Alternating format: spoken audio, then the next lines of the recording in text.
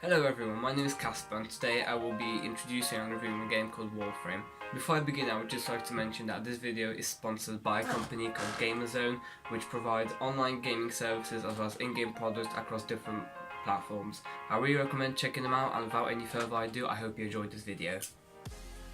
Warframe is a third-person sci-fi shooter based in space. It offers many different characters and weapons split into three main categories: primary, secondary and melee, with each category having a wide variety of different types of weapons available. Every Warframe is different and most weapons are somewhat unique, and all of the weapons in the Warframes owned can be managed and equipped as well as customized with attachments and colours in the arsenal. Warframes and weapons are acquired by crafting. Blueprints can be acquired as mission rewards or bought from the market for credits. Credits are earned at the end of every mission. The materials required for crafting can be obtained as rewards from missions, with the materials varying depending on what planet the missions are completed on. All missions are based around the solar system. Each planet has different resources and materials available, with some being unique to one planet only.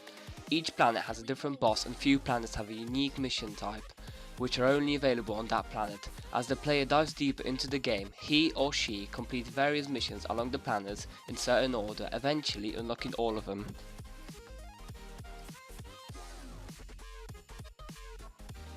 Warframe offers many different mission types. My personal favourite are endless missions. These missions are continuous missions where after a certain point the player can choose whether they want to finish or continue the mission.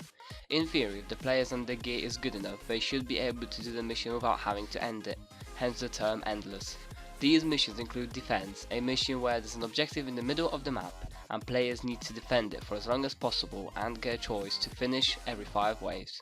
Survival, where players need to survive as long as possible while maintaining the life support levels above 1%.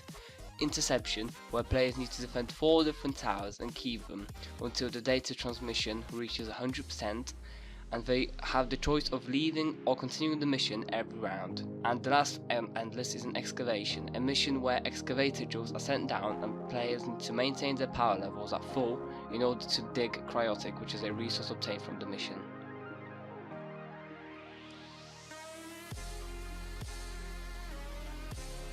Apart from endless missions, there are also normal missions, such as Exterminate, which requires you to kill a certain number of enemies, Capture, which requires you to take down and capture one specific enemy. There are also Rescue and Spy missions, which are stealth and require you to hack a console while undetected to free a prisoner or access hidden data. There are also random missions such as Sabotage and Mobile Defense, which are disliked by most players as they kinda just require you to defend 2 or 3 individual points and are fairly boring and short. Apart from that, there are also assassination missions, which are the boss fights on each planet.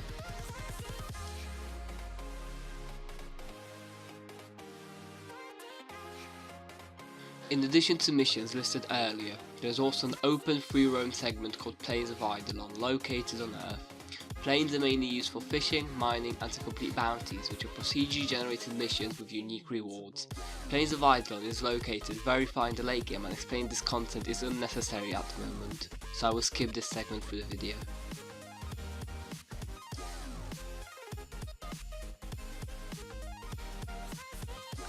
So what is the objective of the game? As I like to describe it, the game has no end goals or objectives. Obviously, there is content which cannot be accessed or completed without the proper gear and time investment. However, the game itself has no set of predefined end game objectives. It's more based on what the player wants to do. If there's a weapon, mod, or a character that the player wants, he's free to obtain it and max it out. The game is extremely grindy, and because of that it will not appeal to anyone. However, if it is recommended to the right person, the player can spend hours upon hours doing the same mission to obtain a certain blueprint or resource.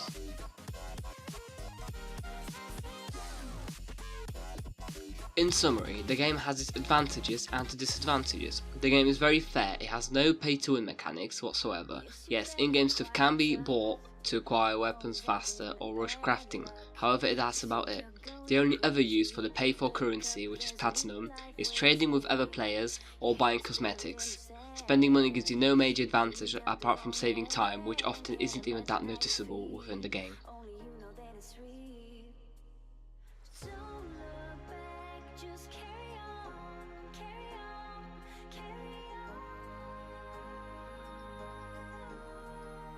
The game, however, can be difficult to understand and is very unfriendly towards new players. New players tend to feel confused with the game not providing enough information for the player to know what to do. Players need to put a lot of initiative into research and understanding the game, as well as a lot of time due to how random number generated it is. For an example, in order to get a part for one of the characters, I had to do a total of 4 hours and 20 minutes of survival missions. This kind of gameplay often disencourages players from even trying out the game.